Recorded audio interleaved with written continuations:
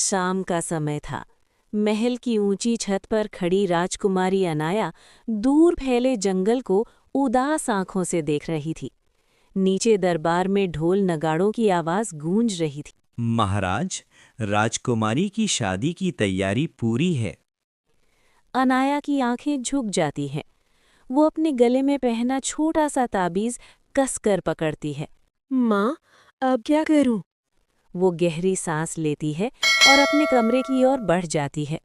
उसके कदमों में एक फैसला छुपा था। अपने कमरे में पहुंचकर वो दरवाज़ा बंद करती है। मेरा फैसला मैं खुद करूंगी। अनाया ताबीज़ खोलती है। उसके अंदर से एक छोटा सा मुड़ा हुआ नक्शा निकलता है। नक्शे पर हल्की सी चमक थी, जैसे वो रास्ता खुद बुला रहा हो। वो सामने लगे शीशे की ओर बढ़ती है और उस पर उंगलियों से थपथपाती है। टक टक टक। ये महल के नीचे का रास्ता?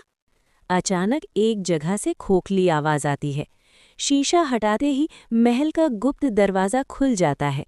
अनाया को डर लगता है, लेकिन डर से ज्यादा उसमें हिम्मत थी। यही है। ये रास्ता कितने सालों से बंद है? अनाया सीढ़ियों से धीरे धीरे नीचे उतरती है।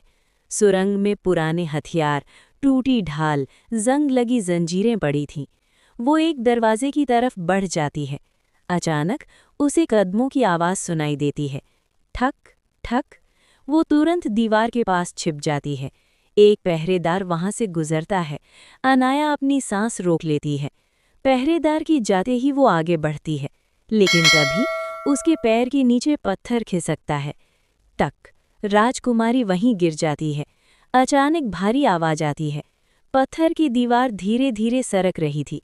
वो धीरे धीरे उठती है, कपड़ों से धूल झाड़ती है। पीछे का रास्ता पूरी तरह बंद था। पीछे लौटना मुमकिन नहीं। आगे उसे एक पत्थर का दरवाज़ा दिखता है। उस पर वही निशान बना था जो उसके ताबीज़ पर था। ताबीज़ हल्का सा चमकता है। पत्थर का दरवाज़ा धीरे धीरे खुलने लगता है। अंदर एक गोल कमरा था। बीच में मूर्तियाँ, दीवारों पर पुराने चित्र। एक चित्र पर अनाया की नज़र टिक जाती है। उसमें एक रानी अपनी बेटी को वही ताबीज़ दे रही थी। माँ, उसकी आंखों में आंसू आ जाते हैं। तभी अंधेरे से एक आवाज़ आती है। तुम यहाँ क्यों आई हो राजकुमारी? ये ताबीज तुम्हें रास्ता दिखाने के लिए दिया गया था। कौन सा रास्ता? राज प्रतिज्ञा का रास्ता, जहाँ तुम खुद अपने राज्य की रक्षक बन सकती हो। अनाया की आंखों में चमक आ जाती है। तुम्हारे पिता डरते हैं, इसलिए उन्होंने ये रास्ते बंद करवा दिए। अनाया अपने आंसू पोंछती है। मैं भागने नहीं आई, मैं अपना हक लेने आई हूँ। वो दीवार पर लगे एक लेवर को देखती है। अब कोई मुझे नहीं रोकेगा। नक्शे के अनुसार उसे खींच देती है।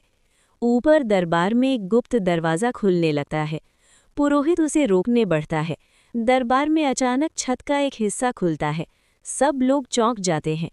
अनाया सीढ़ियों से उतरकर सामने आ जाती है।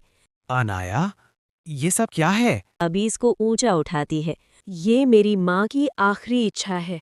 वो सबको चित्रों की सच्चाई बताती है। मैं शादी नहीं, अपने राज्य की सेवा चुनती हूँ। दरबार में सन्नाटा छा जाता है। राजा की आंखों में गुस्सा आता है, फिर धीरे धीरे नरमी आ जाती है। वो अनाया के पास आते हैं। तुम बिल्कुल अपनी माँ जैसी हो। वो उसका हाथ पकड़ते हैं और घोषणा करते हैं। आज से राजकुमारी अनाया अपनी राह खुद चुनेगी और वही हमारी अगली रक्षक शासक होगी। दरबार में तालियां गूंज उठती हैं। अनाया की सांस हल्की हो जाती है। वो ताबीज़ को अपने दिल से लगा लेती है और पहली बार अनाया का चेहरा निडर और शांत दिखाई देता है।